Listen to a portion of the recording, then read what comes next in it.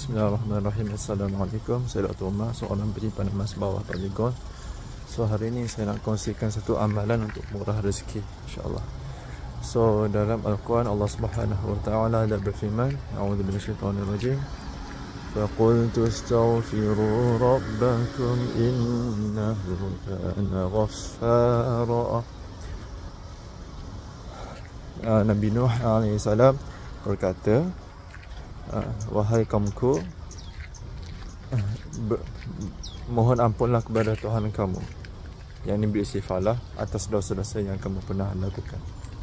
Yursilis samaa 'alaikum midrara.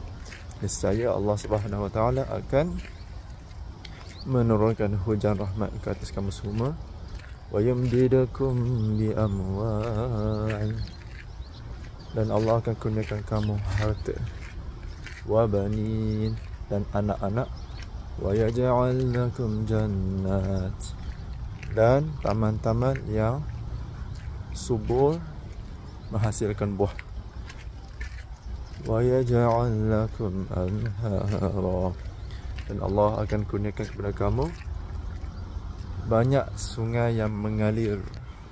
Yang ni dengan satu amalan ini, istighfar, astaghfirullahalazim alladzi la ilaha illa huwal hayyul qayyum wa atubu ilaih.